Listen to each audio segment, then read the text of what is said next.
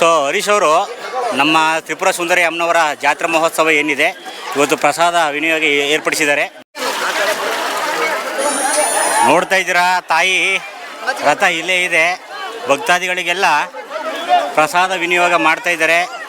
Juice, ಪಾನಕ, ಆ ಕಡೆ ಕೋಸಂಬರಿ ನೋಡ್ಬೋದು ನೀವು. ಇಲ್ಲಿ ಭಾಳಷ್ಟು ಹರಕೆಯನ್ನು ಹೊತ್ತಂತಹ ಭಕ್ತರು ಪ್ರಸಾದ ವಿನಿಯೋಗ ಮಾಡ್ತಾ ಇದ್ದಾರೆ, ನೀವು ಕಾಣ್ಬೋದು. ಬಲಿಪೂಜೆ ಆಗ್ತದೆ ಸರ್. ಇವಾಗ ಬಲಿಪೂಜೆ ಆದಮೇಲೆ ಕಳಸನ ನಾವು ಮೇಲೆ ರಥೋತ್ಸವ ಮೇಲ್ಗಡೆ ಇರಿಸ್ತಾ ಇದ್ದೀವಿ. ಅದಾದಮೇಲೆ ನಾವು ಊರಿನ ಮುಖಂಡರೆಲ್ಲ ಸೇರಿ ರಥೋತ್ಸವ ಶುರು ಮಾಡ್ತೀವಿ ಸರ್. ಅದನ್ನು ಧನ್ಯವಾದಗಳು ಸರ್.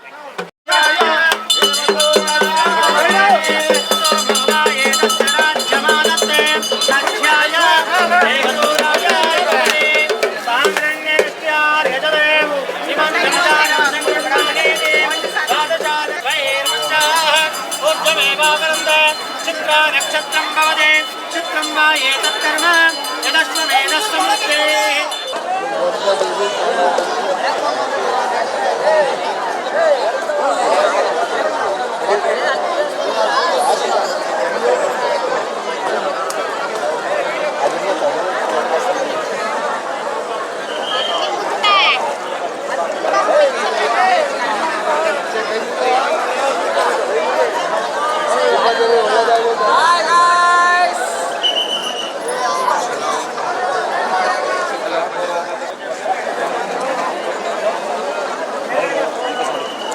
ಹೇಗಿದೆ ಗೈಸ್, ತಾಯಿ ತ್ರಿಪುರ ಸುಂದರಿ ಅಮ್ಮನವರ ರಥ ಸಿದ್ಧವಾಗಿದೆ ಹೊರಡಲಿಕ್ಕೆ. ಕೆಲವೇ ಕ್ಷಣದಲ್ಲಿ ರಥ ಮುಂದೆ ಹೋಗುತ್ತೆ. ನೋಡ್ಬೋದು ಜನಸಾಗರ ಹೇಗಿದೆ. ತಾಯಿ ಶ್ರೀ ತ್ರಿಪುರ ಸುಂದರಿ ಅಮ್ಮನವರ ರಾಜಗೋಪುರದ ಮುಂಭಾಗದಲ್ಲಿದ್ದೀನಿ. ನೋಡ್ತಾ ಇದ್ದೀರಲ್ಲ, ಎಲ್ಲ ಕಡೆಯಿಂದನೂ ಕೂಡ ಭಕ್ತರು ಬಂದಿದ್ದಾರೆ.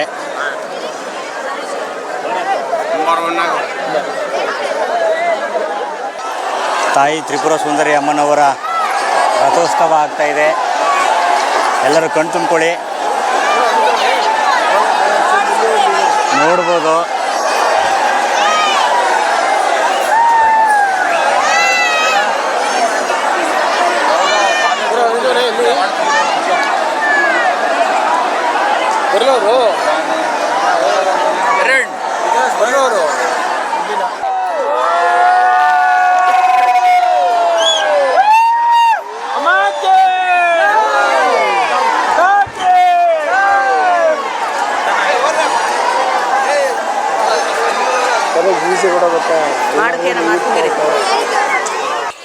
ಹೇಗೆ ನೋಡಿ, ಸರತಿ ಸಾಲಲ್ಲಿ ನಿಂತು ಒಳಗಡೆ ತಾಯಿಯ ದರ್ಶನವನ್ನು ಮಾಡ್ತಾ ಇದ್ದಾರೆ.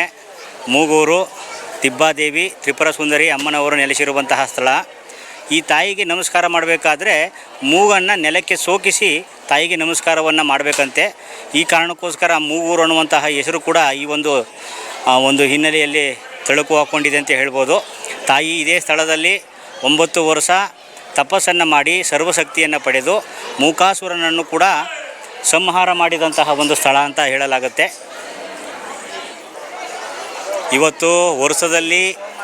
ಇವತ್ತು ಮಾತ್ರ ದಕ್ಷಿಣ ದಿಕ್ಕಿನಲ್ಲಿ ಈ ಒಂದು ಬಾಗಿಲನ್ನು ತೆರೆಯುವಂಥದ್ದು ವಿಶೇಷ. ಇನ್ನು ವರ್ಷ ಪೂರ್ತಿ ಈ ಒಂದು ಬಾಗಿಲನ್ನು ಮುಚ್ಚಿರ್ತಾರೆ. ವರ್ಷದಲ್ಲಿ ಒಮ್ಮೆ ಮಾತ್ರ ದಕ್ಷಿಣದ ದಿಕ್ಕಿನಲ್ಲಿರುವಂತಹ ಬಾಗಿಲನ್ನು ತೆರೀತಾರೆ. ನೀವು ಇಲ್ಲಿ ಕಾಣ್ಬೋದು, ದಕ್ಷಿಣ ದಿಕ್ಕಿನಲ್ಲಿ ಎಲ್ಲರೂ ಕೂಡ ಭಕ್ತರು ಬರ್ತಾ ಇದ್ದಾರೆ. ಮೂಗನ್ನು ನೆಲಕ್ಕೆ ಸೋಕಿಸಿ ನೀವು ನಮಸ್ಕಾರವನ್ನು ಹಾಕಿದ್ದೇ ಆದಲ್ಲಿ ತಾಯಿಯ ಸಂಪೂರ್ಣವಾದ ಆಶೀರ್ವಾದ ನಿಮಗೆ ಸಿಗುತ್ತೆ ಅಂತ ಹೇಳಲಾಗುತ್ತೆ. ತಾಯಿಯ ದರ್ಶನವನ್ನು ಫೋಟೋದಲ್ಲಿ ತೋರಿಸ್ತಾ ಇದ್ದೀನಿ, ನೋಡ್ಕೊಳ್ಳಿ. ಒಳಗಡೆ ವಿಡಿಯೋ ಅಲೋಡಿಲ್ಲ, ಹಾಗಾಗಿ ನಾನು ಇಲ್ಲೇ ತೋರಿಸ್ತಾ ಇದ್ದೀನಿ. ನೀವು ಫೋಟೋನು ಕೂಡ ತಗೊಂಡು ಹೋಗ್ಬೋದು. ನೀವು ಈ ಒಂದು ಭಾಗದಲ್ಲಿ ಏನು ನೋಡ್ತಾ ಇದ್ದೀರಾ ನೋಡಿ, ಇತ್ತೀಚೆಗೆ ನಿರ್ಮಾಣ ಮಾಡಿರುವಂತಹ ರಾಜಗೋಪುರ. ಹಿಂದೆ ಈ ದೇವಸ್ಥಾನದ ನಿರ್ಮಾಣವಾಗುವಂತಹ ಕಾಲಘಟ್ಟದಲ್ಲಿ ನವಾಬ ಬಾಬಾ ಸಾಹೇಬ ಅನ್ನುವಂತಹ ಮುಸ್ಲಿಂ ಪಾಳ್ಯಗಾರ ಈ ಒಂದು ದೇವಸ್ಥಾನವನ್ನು ನಿರ್ಮಾಣ ಮಾಡ್ದ ಅಂತ ಹೇಳಿ ಪ್ರತೀತಿ ಇದೆ. ನೀವು ಒಳಗಡೆ ನೋಡ್ಬೋದು. ಆದರೆ ಈ ದೇವಸ್ಥಾನದ ನಿರ್ಮಾಣದ ಹಂತ ಏನಿದೆ, ಇದು 3 ಹಂತಗಳಲ್ಲಿ ನಿರ್ಮಾಣ ಆಯಿತು ಅಂತ ಹೇಳ್ಬೋದು. ಜೈನ ದಂಪತಿಗಳಾದಂತಹ ತೋಯಬ್ಬೆ ಮತ್ತು ಮಲ್ಲಣ್ಣ ಒಂದು ಜೈನ ದಂಪತಿಗಳಿಂದ ಮೂಲ ಗರ್ಭಗುಡಿ ಏನಿದೆ ಅದು ನಿರ್ಮಾಣ ಆಯಿತು ಅಂತ ಹೇಳ್ಬೋದು. ಮತ್ತು ಗಂಗರ ಕಾಲದಲ್ಲಿದ್ದಂತಹ ಮಾಧವ ಮಂತ್ರಿ, ಆ ಮಾಧವ ಮಂತ್ರಿಯ ಕಾಲಘಟ್ಟದಲ್ಲಿ ಈ ಪ್ರಾಂಗಣ ನಿರ್ಮಾಣವಾಯಿತು. ಕೃಷ್ಣದೇವರಾಯನ ಕಾಲಘಟ್ಟದಲ್ಲಿ ನೃತ್ಯ ಮಂಟಪ ಏನಿದೆ ಅದು ನಿರ್ಮಾಣವಾಯಿತು ಅಂಥೇಳಿ ನಾವು ಇತಿಹಾಸದಿಂದ ತಿಳ್ಕೊಬೋದು. ಹಾಗೆ ತ್ರಿಪುರ ಸುಂದರಿ ಅಮ್ಮನವರ 5 ದಿನಗಳ ಒಂದು ಜಾತ್ರೆ ಮಹೋತ್ಸವ ಏನಿದೆ ಇವತ್ತು ಕಾಣ್ಬೋದು. ಇವತ್ತು ಕೂಡ ರಥೋತ್ಸವ ಆಗ್ತಾ ಇದೆ.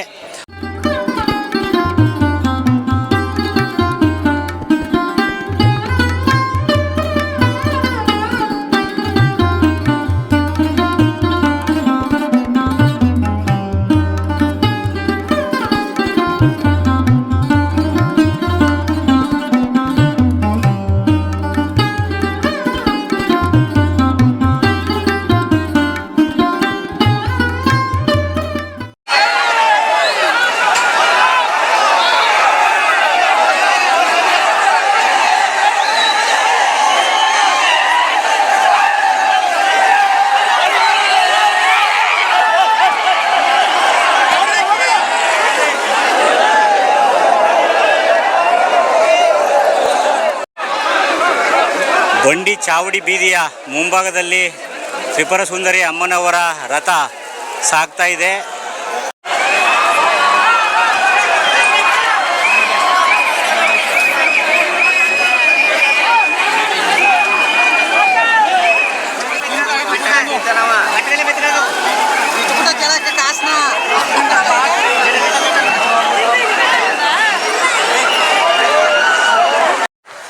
ಕಾಣ್ಬೋದು ಒಳಗಡೆಲ್ಲ ಮೀನೆಲ್ಲ ಓಡಾಡ್ತಾ ಇದ್ದಾವೆ. ಭಾಳ ಅಚ್ಚುಕಟ್ಟಾಗಿ ನಿರ್ಮಾಣ ಮಾಡಿದ್ದಾರೆ.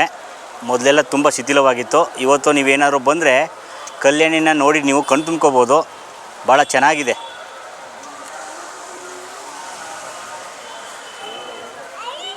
ಇಲ್ಲಿ ಕಾಣ್ತಾ ಇರೋದು ಜೀರ್ಣೋದ್ಧಾರಕ್ಕೆ ಸಿದ್ಧತೆಯಾಗಿರುವಂತಹ ಮಂಟೇಸ್ವಾಮಿಯ ಗದ್ದಿಗೆ ಪಕ್ಕದಲ್ಲೇ ಇಲ್ಲಿ ನೋಡ್ಬೋದು ರಾಘವೇಂದ್ರ ಮಹಾಸ್ವಾಮಿಯ ಮಠ ಇದೆ, ಕಾಣ್ಬೋದು. ಜೈನರ ಒಂದು ಬಸದಿಯು ಕೂಡ ಇದೆ. ಒಳಗಡೆ ಆದಿನಾಥನನ್ನು ನಾವು ಕಾಣ್ಬೋದು. ಇಲ್ಲಿ ತ್ರಿಪುರ ಸುಂದರಿ ಅಮ್ಮನವರ ಬೆವರಿನಿಂದ ಹುಟ್ಟಿದಂತಹ ರಾಕಸಮ್ಮನ ದೇವಸ್ಥಾನ ಇಲ್ಲಿ ನೀವು ಕಾಣ್ತಾ ಇದ್ದೀರಾ.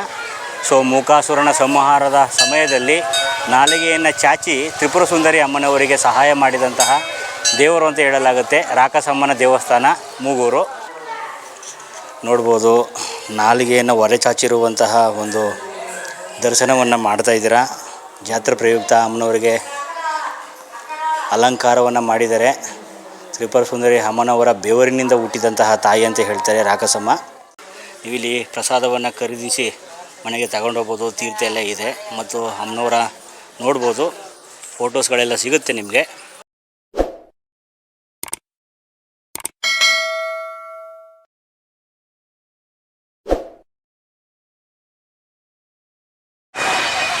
ಹಾಗೆ ಅಲ್ಲಿ ಮೂಗೂರಿಂದ ಸುಮಾರು 3 ಕಿಲೋಮೀಟ್ರ್ ದೂರ ಬಂದರೆ ನಿಮ್ಗೆ ಈ ಒಂದು ಪಾಯಿಂಟ್ ಸಿಗುತ್ತೆ.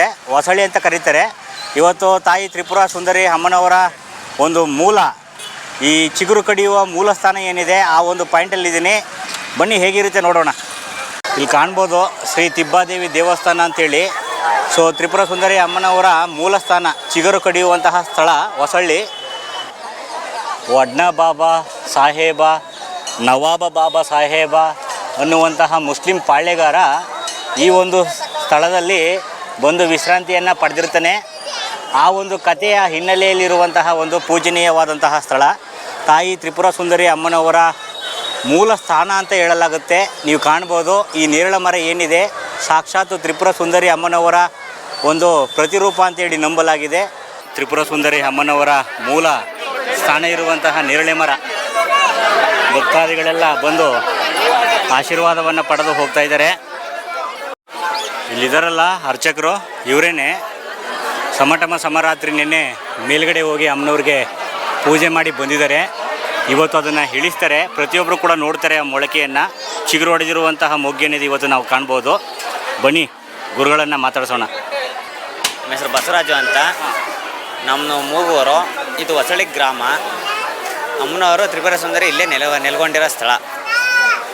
ಇಲ್ಲಿ ಚಿಗುರು ಕಡಿಯೋದು ಅಂತ ಹೆಸರೋಸ್ಕರ ಬರಬೇಕಾದ್ರೆ ಮೊದಲು ಮುಸ್ಲಿಂ ನವಾಬ ಅನ್ನೋನು ರಾಜ.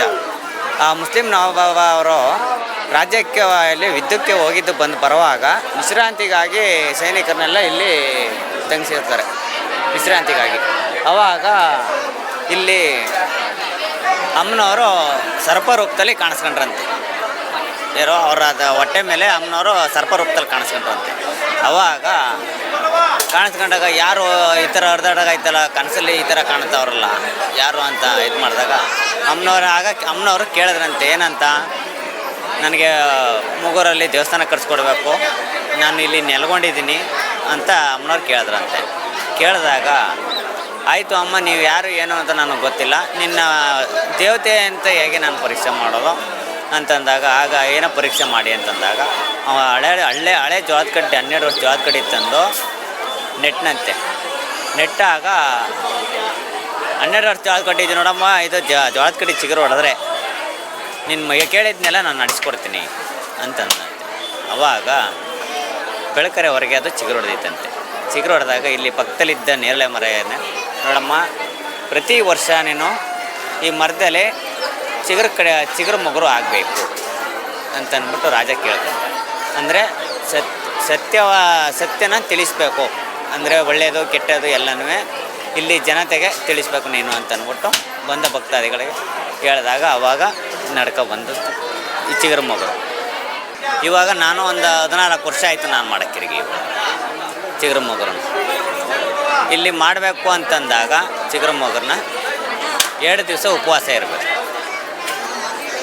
2 ದಿವಸ ಉಪವಾಸ ಇದ್ದು ತೇರಿನ ದಿನ ಸಾಯಂಕಾಲನಾಗ ಇಲ್ಲಿಗೆ ಬರಬೇಕಾದ್ರೆ ಅಕ್ಸ ಮಡಿ ತಂದು ಕೊಡ್ತಾನೆ. ಕೆಲ್ಸಿ ಮುಡಿ ಮಾಡೋಕ್ಕೆ ಬರ್ತಾರೆ.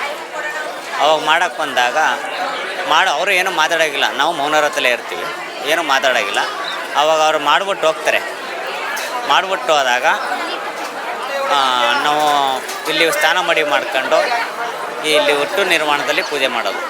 ಅವತ್ತಿನ ದಿನಕ್ಕೆ ಹುಟ್ಟು ನಿರ್ಮಾಣದಲ್ಲಿ ಪೂಜೆ ಮಾಡಿ ಮರ ಹತ್ತಬೇಕಾದ್ರೂ ಅಮ್ಮನವ್ರ ಇದಕ್ಕೆ ಹತ್ತೀವಿ. ಹುಟ್ಟು ನಿರ್ಮಾಣದಲ್ಲಿ ಹತ್ತಿ ಅಮ್ಮನವ್ರು ಯಾವ ಥರ ಯಾವ ಇದ್ರ ತೋರಿಸ್ತಾರೆ ಅದರಲ್ಲಿ ಮಾಡ್ತೀವಿ. ಚಿಗುರು ಮೊಗರಿಗೆ ಏನು ಒಂದು ರಂಬೆ ಕಡ್ಡಿನ ಊರಿ ಅದಕ್ಕೆ 5 ಧಾನ್ಯ ಕಟ್ಟಿ ಅದಕ್ಕೆ ಅರಿಶಿನ ಕುಂಕುಮ ಹಾಕಿ ಪೂಜೆ ಮಾಡಿರ್ತೀವಿ. ಮತ್ತೆ ಇಳಿದು ಪುನಃ ಬೆಳಗ್ಗೆ 5ರಿಂದ 6:30 ಪೂಜೆ ಸ್ಟಾರ್ಟ್ ಆಗುತ್ತೆ. ಸಾಯಂಕಾಲ 5:30 6 ಗಂಟೆ ಹತ್ರ ಅಮ್ಮನವರು ಉತ್ಸವ ಮೂರ್ತಿ ಪಲ್ಲಕ್ಕಿ ಮೇಲೆ ಮೂಗರಿಂದ ಇಲ್ಲಿಗೆ ಬರ್ತಾರೆ. ಬಂದಾಗ ಆ ಕಡೆಯಿಂದ ರವಿ ಅಂತ ಅರ್ಚಕರು ರವಿ ಅವರಲ್ಲ ಅವ್ರು ಬರ್ತಾರೆ. ಅವರು ಬಂದಾಗ ಜೊತೆಲಿ ಇಬ್ಬರೂ ಪ್ರದಕ್ಷಿಣೆ ಬಂದು ಕೆರೆ ಹತ್ರ ಮುಖ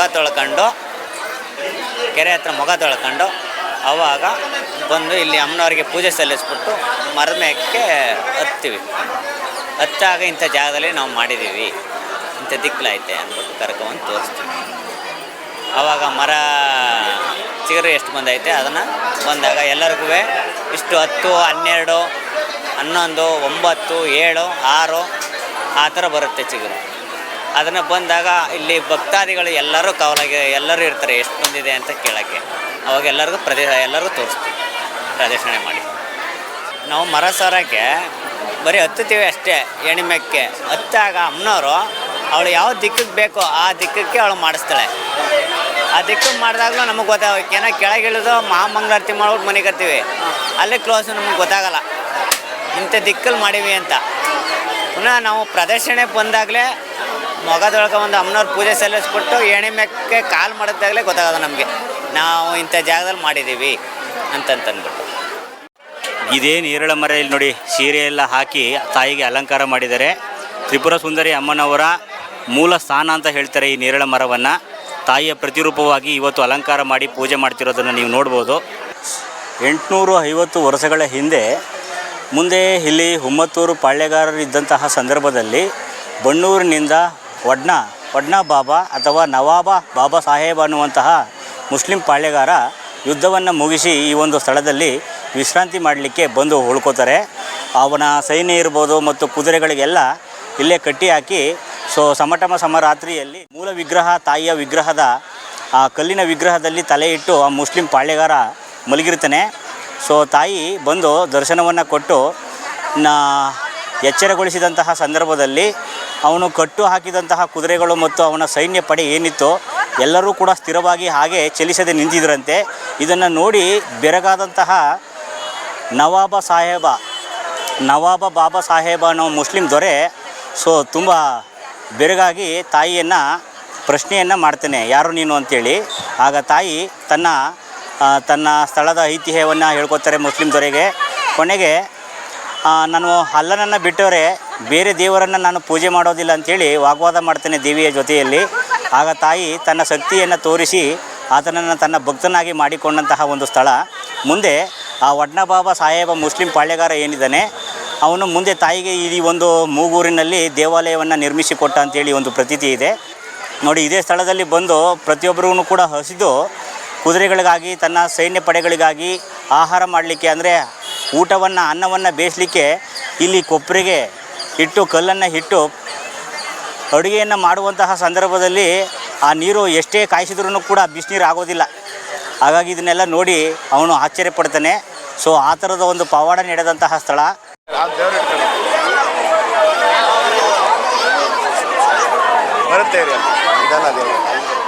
ಆಯ್ತು ನೋಡ್ಬೋದು ಭಾಳಷ್ಟು ಜನ. ಸೊ ಪೊಲೀಸ್ ಸಿಬ್ಬಂದಿಗಳು ಕೂಡ ಭಾಳ ಭದ್ರತೆ ವ್ಯವಸ್ಥೆಯನ್ನು ಮಾಡಿದ್ದಾರೆ. ಆಫೀಸರ್ಗಳು ಕೂಡ ನೋಡ್ಬೋದು ನೀವು. ಅಮ್ಮನವರ ಬರುವಿಕೆಗಾಗಿ ಭಾಳಷ್ಟು ಜನ ಕಾತುರದಿಂದ ಕಾಯ್ತಾ ಇದ್ದಾರೆ. ಎಷ್ಟು ಜನ ಇದ್ದಾರೆ ನೋಡ್ಬೋದು ನೀವು.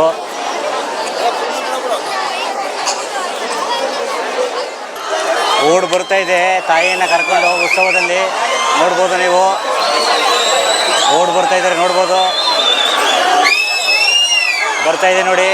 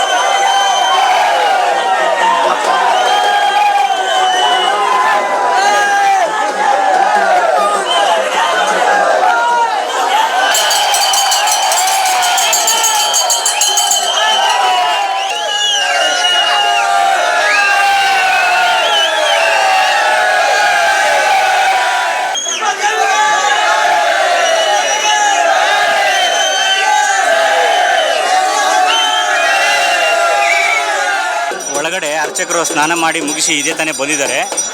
ಅವ್ರ ಪೂಜೆ ಮುಗಿದ ನಂತರ ಇವಾಗ ಮರವನ್ನು ಹತ್ತಿ ಚಿಗುರನ್ನು ಕೆಳಗೆ ಇಳಿಸುವಂತಹ ಕೆಲಸವನ್ನು ಮಾಡ್ತಾರೆ. ಸೊ ಮೊದಲು ತಾಯಿಗೆ ಪೂಜೆಯನ್ನು ಮಾಡಿ ಈಗ ಮರವನ್ನು ಹತ್ತಾರೆ ನೋಡ್ಬೋದು ನೀವು. ಮೇಲ್ಗಡೆ ಹತ್ತಾ ಇದ್ದಾರೆ. ಏನಿ ಮುಖಾಂತರ ಮೇಲ್ಗಡೆ ಮರವನ್ನು ಹತ್ತಾ ಇದ್ದಾರೆ ನೋಡ್ಬೋದು.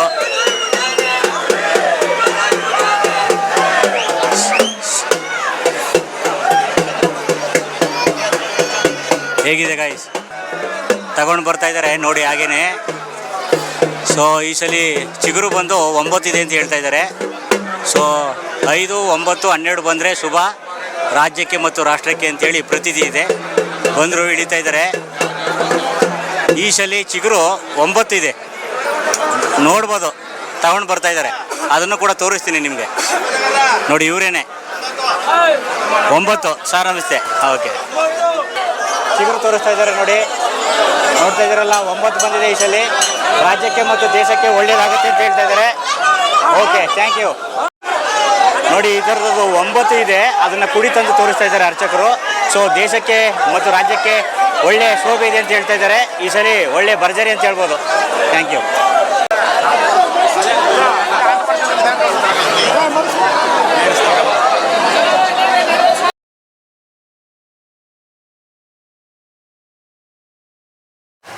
ಕವಿ ಕನಕದಾಸರ 108 ಪದ್ಯಗಳಲ್ಲಿ 30ನೇ ಪದ್ಯದಲ್ಲಿ ಬರೆದಿರುವಂತಹ ಈ ತ್ರಿಪುರ ಸುಂದರಿ ಅಮ್ಮನವರ ಬಗ್ಗೆ ಮಾಹಿತಿಯನ್ನು ನೀವಿಲ್ಲಿ ಕಾಣಬಹುದು. ಕನಕದಾಸರ ವಿರಚಿತವಾದಂತಹ ಹರಿಭಕ್ತ ಸಾರದಲ್ಲಿ ಇದರ ಬಗ್ಗೆ ಮಾಹಿತಿಯನ್ನು ಕೊಡಲಾಗಿದೆ, ನೀವು ಗಮನಿಸ್ಬೋದು. ಈ ತ್ರಿಪುರ ಸುಂದರಮ್ಮಣ್ಣಿ ಇಲ್ಲಿಗೆ ಹೇಗೆ ಬಂದರು, ತ್ರಿಪುರ ಸುಂದರಮ್ಮಣ್ಣಿ ಯಾರು, ಹೇಗೆ ಎನ್ನುವುದನ್ನು ಪುರಂದರದಾಸ ಇದು ಕನಕದಾಸರ 30ನೇ ಪದ್ಯದಲ್ಲಿ ಉಲ್ಲೇಖಿತವಾಗಿದೆ. ಹೇಗೆ ಅಂತಂದರೆ ಅವ್ರು ಹೇಳ್ತಾರೆ, ಬಲಿಯ ಬಂಧಿಸಿ ಮೊರೆ ಇಡುವ ಸತಿಗೊಲಿದು ಬಾಲಕಿಯ ಪಿಡಿಸುವನ ಅಪಹರಿಸಿ ಶಿಲೆಯ ಸತಿಯಳ ಮಾಡಿ ತ್ರಿಪುರದ ಲಲನೆಯರ ವ್ರತಗೆಡೆಸಿ. ತ್ರಿಪುರದ ಲಲನೆಯರು ಅಂತಂದರೆ ಈ ತ್ರಿಪುರ ಸುಂದರಮ್ಮಣ್ಣಿ ಒಬ್ಬರು. ಅದರಲ್ಲಿ ಲಲನೆಯರು ಅಂದರೆ ಇವರು 7 ಜನ ಅಕ್ಕ ತಂಗಿರು. ಇವರು ತ್ರಿಪುರ ಸುಂದರಮ್ಮಣ್ಣಿ ಅಂತನ್ನೋರು. ತ್ರಿಪುರ ಅನ್ನೋದು ಹೆಸರು ಬರಬೇಕಾದ್ರೆ ಟಿ ನರಸೀಪುರನೇ ತ್ರಿಪುರ ಆಗಿದ್ದು. ತ್ರಿಪುರಾಸುರ ಸಂಹಾರವನ್ನು ಈಶ್ವರ ಮಾಡ್ತಾನೆ. ನಾರಾಯಣನ ಮುಖೇನ ಈಶ್ವರನ ಮುಖಾಂತರ ನಡೆಯುತ್ತೆ. ಇದು ಹೇಗೆ ನಡೆಯುತ್ತೆ ಅಂತಂದರೆ, ಈ ತ್ರಿಪುರಾಸುರರ ಈ 7 ಜನ ಅಕ್ಕ ತಂಗಿಯರ ಗಂಡಂದಿರಾದ ಮಹಾರಾಕ್ಷಸರು ಇವರು ತ್ರಿಪುರಾಸುರ ಅಂತಂದರೆ ಟಿ ನರಸೀಪುರ ಇವಾಗ ಏನಿದೆ ಅದರ ಮೇಲೆ ಒಂದು ಲೋಕವನ್ನು ಮಾಡ್ಕೊಂಡಿರ್ತಾರೆ. ಆ ಲೋಕ ಚಕ್ರದರ ವಿಷ್ಣು ಚಕ್ರ ಥರ ಸುತ್ತುತ್ತಾ ಇರುತ್ತೆ. ಆ ಚಕ್ರ ಸುತ್ತುತ್ತಾ ಇರೋದ್ರ ಮೇಲೆ ಅರಮನೆ, ಅವರ ವೈಭೋಗ, ಅವರ ಉದ್ಯಾನವನ ಪ್ರತಿಯೊಂದು ಅವರು ಅದರ ಮೇಲೆ ಇರ್ತಾರೆ. ಭೂಮಿಗೆ ಇಳಿಯುವಂಥ ಅವಶ್ಯಕತೆಯೇ ಇರಲ್ಲ. ಅಷ್ಟೊಂದು ವೈಭವದಿಂದ ಮೆರೆಯುತ್ತಿದ್ದಂಥ ಈ 7 ಜನ ರಾಕ್ಷಸರ ಪತ್ನಿಯರು ಅಷ್ಟೊಂದು ಪಟ್ಟದಲ್ಲಿ ಮಹಾರಾಜರಂತೆ ಚಕ್ರವರ್ತಿಗಳಂತೆ ಮೆರೀತಾ ಇರ್ತಾರೆ. ಇವರಿಗೆ ಒಂದು ಆಸೆ ಇರುತ್ತೆ. ಏನು ಅಂದರೆ ಇಂದ್ರನ ಲೋಕದಲ್ಲಿರುವ ಐರಾವತ, ಉಚ್ಚೇಶ್ರವಸ್ತು, ಕಲ್ಪವೃಕ್ಷ, ಕಾಮಧೇನು, ಅಮೃತ ಇವನ್ನೆಲ್ಲ ದೋಚ್ಕೊಂಡು ಬರಬೇಕು ಅಂತ. ಇವನ್ನ ಯಾಕೆ ದೋಚ್ಕೊಂಡು ಬರಬೇಕು ಅಂತಾರೆ? ಇವೆಲ್ಲ ಒಂದೊಂದೇ ಇರೋದು, ಇದು ಮತ್ತೆ 2 ಇಲ್ಲ. ಇದು ಇಂದ್ರನ ಹತ್ರ ದೇವತೆಗಳು ಇಂದ್ರನ ವಶಕ್ಕೆ ಕೊಟ್ಟಿರ್ತಾರೆ, ನೀನು ಕಾಪಾಡಿಕೊಂಡಿರಬೇಕು ಅಂತ. ಆದ್ದರಿಂದ ಇಂದ್ರನ ಹತ್ರ ಹೋಗಿ ಇದನ್ನೆಲ್ಲ ದೋಚ್ಕೊಂಡು ಬರಬೇಕು ಅಂತ ತೀರ್ಮಾನ ಮಾಡಿ ಇವರು ಹೆಂಡತಿಯರಿಗೆ ಹೇಳಿ, ನಾವು ಇಂದ್ರಲೋಕಕ್ಕೆ ಹೋಗ್ತಾ ಇದ್ದೀವಿ, ಎಲ್ಲ ದೋಚ್ಕೊಂಡು ಬರ್ತೀವಿ, ನೀವೇನು ಯೋಚನೆ ಮಾಡಬೇಡಿ ಅಂತ ಹೇಳಿ ಅಲ್ಲಿಗೆ ತೆರಳ್ತಾರೆ. ಎಷ್ಟೋ ವರ್ಷಗಳೇ ಆದ್ರೂ ಅವ್ರು ಅಲ್ಲಿಂದ ಬರೋಕ್ಕಾಗಲ್ಲ. ಅಲ್ಲಿವರೆಗೂ ಯುದ್ಧ ನಡೀತಾನೆ ಇರುತ್ತೆ. ಯಾರಿಗೆ? ರಾಕ್ಷಸರಿಗೆ ಮತ್ತು ದೇವರುಗಳು ಅವರನ್ನು ಸೋಲ್ಸೋಕ್ಕಾಗೋದಿಲ್ಲ. ಯಾಕೆ ಸೋಲ್ಸೋಕ್ಕಾಗೋದಿಲ್ಲ ಅಂತಂದರೆ ಇವರು 7 ಜನ ಅಷ್ಟೊಂದು ಮಹಾಪತಿವ್ರತೆಯರು. ಮತ್ತೆ ಹೇಳಬೇಕು ಅಂದರೆ ಸಾವಿತ್ರಿ ಸತ್ತೋದ ಗಂಡನನ್ನೇ ಬದುಕಿಸ್ಕೊಂಡ್ಳು. ಯಾವುದರಿಂದ? ಈ ಮಹಾಪತಿವ್ರತ ಧರ್ಮದಿಂದ. ಇವರು ಅಂಥ ಪತಿವ್ರತ ಧರ್ಮದಿಂದ ಇರೋದ್ರಿಂದ ಈ ರಾಕ್ಷಸರನ್ನು ದೇವತೆಗಳು ಸೋಲ್ಸೋಕ್ಕೆ ಆಗಲಿಲ್ಲ. ಆಗ ಅವರು ಏನು ಮಾಡಿದ್ರು? ದೇವತೆಗಳು ಸೋತೋಗಿ ಇದಕ್ಕೆ ತೀರ್ಮಾನ ಕೊಡೋನು, ಇದನ್ನು ಕಾಪಾಡೋನು ನಾರಾಯಣ ಅಂತ ಹೇಳಿ ವೈಕುಂಠಕ್ಕೆ ಹೋಗಿ ತಮ್ಮ ಭಿನ್ನಹವನ್ನು ನಾರಾಯಣನ ಮುಂದೆ ಇಡುತ್ತಾರೆ. ಏನಂತ ಹೇಳ್ತಾರೆ? ನಮಗೆ ಸೋಲ್ಸೋಕ್ಕಾಗ್ತಿಲ್ಲ, ನೀವೇ ನಮ್ಮನ್ನು ಕಾಪಾಡಬೇಕು ಅಂತ. ಆಗ ನಾರಾಯಣ ದಿವ್ಯ ದೃಷ್ಟಿಯಿಂದ ನೋಡಿ ಇವರ ಪಾತಿವ್ರತ್ಯವನ್ನು ಅಳಿಸಿದರೆ ಇವರನ್ನು ಸೋಲಿಸ್ಬೋದು, ಇಲ್ಲಿದ್ರೆ ಸೋಲ್ಸೋಕ್ಕಾಗಲ್ಲ ಅನ್ನೋದನ್ನು ತಿಳ್ಕೊಂಡು ಅವನು ಒಂದು ಸಂಚನ್ನು ಮಾಡಿ ಈ ತ್ರಿಪುರಕ್ಕೆ ಬರ್ತಾನೆ. ಯಾರು? ಶ್ರೀಮನ್ನಾರಾಯಣ. ಯಾವ ರೀತಿ ಬರ್ತಾನೆ? ಒಬ್ಬ ಬುಡುಬುಡಿಕೆಯವನ ವೇಷದಲ್ಲಿ ಬಂದು ಬುಡುಬುಡಿಕೆಯನ್ನು ಸದ್ದು ಮಾಡ್ತಾನೆ. ಆಗ ಬುಡುಬುಡಿಕೆಯವನು ಏನೋ ಹೇಳ್ತಾರೆ ಏನಂತ, ಇವರು ಗಂಡದಿರು ಬೇರೆ ಬಂದಿರಲಿಲ್ವಲ್ಲ, ಅದಕ್ಕೋಸ್ಕರ ಇವನೇನೋ ಹೇಳ್ತಾವನೆ ಅಂತ ತಿಳ್ಕೊಂಡು 7 ಜನ ಅಕ್ಕ ತಂಗಿಯರು ಬುಡುಬುಡಿಕೆಯವನ ಹತ್ರಕ್ಕೆ ಬರ್ತಾರೆ. ಆಗ ಅವನು ಬುಡುಬುಡಿಕೆಯವನು ಹೇಳ್ತಾನೆ, ಇದು ಆಲಕ್ಕಿ ಶಕುನ, ಇದು ಅಂತರಂಗದ ಸತ್ಯ, ಇದು ಭೂತಕಾಲದ ಭವಿಷ್ಯ. ನಿಮ್ಮ ಗಂಡಂದಿರು ದೇವತಾ ಇವರುಗಳಿಗೆ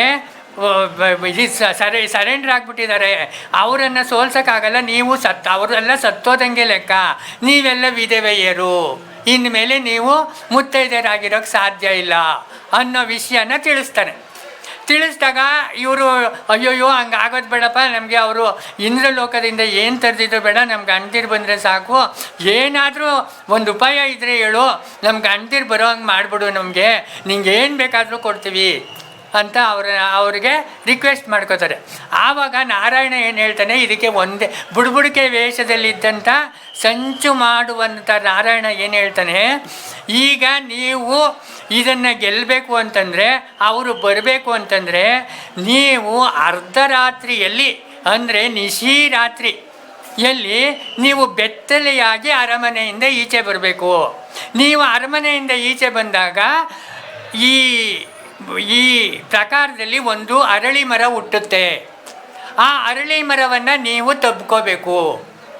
ಆಗ ನಿಮ್ಮ ಗಂಡಂದಿರಿಗೆ ಇಲ್ಲಿಗೆ ಬರೋಕ್ಕೆ ಮನಸ್ಸಾಗುತ್ತೆ, ಇಲ್ದಿದ್ರೆ ಮನಸ್ಸಾಗಲ್ಲ ಅಂತ ಹೇಳ್ತಾನೆ. ಆವಾಗ ಏನಿಲ್ಲಪ್ಪ ಅಷ್ಟೇ ತಾನೇ, ನಾವು ಖಂಡಿತ ಮಾಡ್ತೀವಿ, ನಾವು ನಮ್ಮ ಗಂಡಂದ್ರೆ ಬಂದರೆ ಸಾಕು ಅಂತ ಹೇಳಿ ಮಧ್ಯರಾತ್ರಿವರೆಗೂ ಕಾಯ್ತಾರೆ.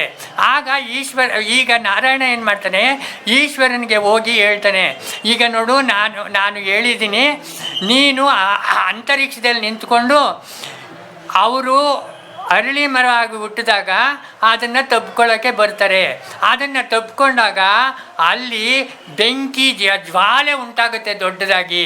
ಆ ಜ್ವಾಲೆಗೆ ನೀನು ಬಾಣವನ್ನು ಬಿಡಬೇಕು. ಆವಾಗ ಆ ತ್ರಿಪುರಾಸುರನೇ ಅವರ ಏನು ಸರ್ವಸ್ವ ಅರಮನೆ ಅವ್ರ ವೈಭವ ಏನಿತ್ತು ಅದೆಲ್ಲ ಕೆಳಗಡೆ ಬಿದ್ದೋಗ್ಬಿಡುತ್ತೆ. ನೀನು ಇಷ್ಟು ಕೆಲಸ ಮಾಡಬೇಕು ಅಂತ ಈಶ್ವರನಿಗೆ ಹೇಳ್ತಾನೆ. ಆವಾಗ ಈಶ್ವರ ಅಂತರಿಕ್ಷದಲ್ಲಿ ನಿಂತಿರ್ತಾನೆ. ಇವರು 7 ಜನ ಅಕ್ಕ ತಂಗಿಯರು ಬೆತ್ತಲೆಯಾಗಿ ಈಚೆ ಬರ್ತಾರೆ. ಈಚೆ ಬಂದಾಗ ಅರಳಿ ಮರ ಆಗಿ ಹುಟ್ಟುತ್ತೆ. ಆದರೆ ತ್ರಿಪುರ ಸುಂದರಮ್ಮಣ್ಣಿಗೆ ಮನದೊಳಗೆ ಸ್ವಲ್ಪ ಸಂಶಯ ಬಂದ್ಬಿಡುತ್ತೆ. ಯಾಕೆ ಅಂತಂದರೆ ನಾವು ಬೆತ್ತಲೆಯಾಗಿ ಬರೋದೇಕೆ, ಈ ಅರಳಿ ಮರ ಹುಟ್ಟೋದ್ಯಾಕೆ, ನಾವು ಅದನ್ನು ತಪ್ಕೊಳ್ಳೋದು ಯಾಕೆ ಅಂತ ಯೋಚನೆ ಮಾಡಿ ಈ 6 ಜನನ್ನ ಮುಂದೆ ಬಿಟ್ಟು ಈ 7ನೇವಳಾದ ಈ ತ್ರಿಪುರ ಸುಂದರಮ್ಮಣ್ಣಿ ಹಿಂದೆ ನಿಂತು ಬಿಡ್ತಾಳೆ. ಇವ್ರು 6 ಜನ ಹೋಗಿ ಇವ್ರು ಬಂದಾಗ ಅರಳಿ ಮರ ಹುಟ್ಟುತ್ತೆ, ಅದನ್ನು ಹೋಗಿ ತಪ್ಕೋತಾರೆ. ತಪ್ಕೊಂಡಾಗ ಬೆಂಕಿ ಬರುತ್ತೆ. ಬೆಂಕಿ ಬಂದಾಗ ಅದನ್ನು ಈಶ್ವರ ಬಾಣ ಬಿಡ್ತಾನೆ. ತ್ರಿಪುರ ಕಳಚಿ ಕೆಳಗಡೆ ಬಿದ್ದೋಗ್ಬಿಡುತ್ತೆ. ಆವಾಗ ಇವರೆಲ್ಲ ಭೂಮಿಗೆ ಬರದೇ ಇದ್ದವರು ಭೂಮಿ ಮೇಲೆ ಅನಾಥರಾಗಿ ಆ ಕಡೆ ಈ ಕಡೆ ಓಡಾಡೋಕ್ಕೆ ಶುರು ಮಾಡಿಬಿಡ್ತಾರೆ. ನಾರಾಯಣ ಆ ರೀತಿ ಮಧ್ಯದಲ್ಲೇ ತಪ್ಕೋಬೇಕು ಅಂತ ಯಾಕೆ ಹೇಳ್ತಾನೆ ಅಂದರೆ, ನಮಗೆ ಒಂದು ಶ್ಲೋಕ ಇದೆ, ಗೊತ್ತಿದೆಯಾ ನಿಮಗೆ? ಮೂಲತೋ ಬ್ರಹ್ಮಾಯ ಮಧ್ಯತೋ ವಿಷ್ಣು ರೂಪಿಣೆ ಅಗ್ರತೋ ವೃಕ್ಷರಾಜಾಯತೆ ನಮಃ. ಈ ಮಧ್ಯದಲ್ಲಿರೋನೇ ವಿಷ್ಣು. ಈ ಬೆತ್ತಲೆಯಾಗಿ ಈ ಅರಳಿ ಮರವನ್ನು ತಪ್ಪಿಕೊಂಡಾಗ ಅವರ ವ್ರತ ಭಂಗ ಆಯಿತು. ಆದ್ದರಿಂದ ಅವ್ರನ್ನ ಸೋಲ್ಸೋಕ್ಕೆ ಸರಿ ಹೋಗುತ್ತೆ ಅಂತ ಸಂಚಿ ಮಾಡ್ದ. ಈ 7 ಜನ ಕೆಳಗಡೆ ಈ ತ್ರಿಪುರ ಸುಂದರಮಣಿ ಮಾತ್ರ ಆ ಅರಳಿ ಮರನ ಟಚ್ಚು ಮಾಡೋದಿಲ್ಲ, ಅವಳು ಮಾತ್ರ ಕೆಳಗಡೆ ಬಿದ್ದೋಗ್ತಾಳೆ. ಆವಾಗ ಇವರ ಪತಿವ್ರತ ಧರ್ಮದಿಂದ ಇವರ ವಸ್ತ್ರ ಆಭರಣಗಳನ್ನು ಅವರವರೇ ಅದನ್ನು ಸರಿ ಮಾಡ್ಕೋತಾರೆ. ಸರಿ ಮಾಡಿಕೊಂಡು ಏನು ಮಾಡೋದು ಅಂದ್ಬಿಟ್ಟು ಎಲ್ಲ ಒಂದೊಂದು ಕಡೆ ಅವ್ರಿಗೆ ಇಷ್ಟ ಬಂದ ಕಡೆ ಹೊರ್ಟೋಗ್ತಾ ಇರ್ತಾರೆ. ಆವಾಗ ಈ ತ್ರಿಪುರ ಸುಂದರಮಣಿ ಈ ಮೂಗೂರಿಗೆ ಬರ್ತಾರೆ.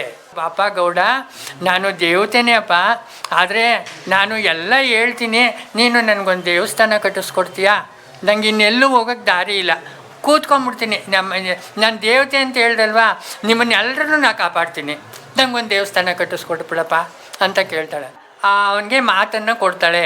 ಆವಾಗ ಇಷ್ಟೇ ಎಲ್ಲ ನೋಡು, ನನಗೆ ಇವಾಗ ಇರೋಕ್ಕೆ ಜಾಗ ಇಲ್ಲ, ನೀವು ದೇವಸ್ಥಾನ ಕಟ್ಟಿಸೋವರೆಗೂ ನಾನು ಈ ನೇರಳೆ ಮರದಲ್ಲಿ ಹೋಗಿ ಸೇರ್ಕೊಂಬಿಡ್ತೀನಿ, ಗೊತ್ತಾಯ್ತಾ? ನೀನೇ ನೋಡ್ಕೊ, ಗೊತ್ತಾಯ್ತಾ? ನೀನು ದೇವಸ್ಥಾನ ಕಟ್ಟಿಸಿದಾಗ ನನ್ನ ನಾ ಬಂದು ಉದ್ಭವ ಮೂರ್ತಿಯಾಗಿ ನಾನು ಇಲ್ಲೇ ನೆಲೆಸ್ತೀನಿ, ನಿಮ್ಮನ್ನೆಲ್ಲ ಕಾಪಾಡ್ತೀನಿ ಅಂತ ವಾಗ್ದಾನ ಮಾಡ್ತಾಳೆ. ಸ್ಥಳ ಕ್ಷೇತ್ರದ ಬಗ್ಗೆ ಅದ್ಭುತವಾದಂತಹ ಮಾಹಿತಿಯನ್ನು ಹಂಚ್ಕೊಂಡಿದ್ದಾರೆ.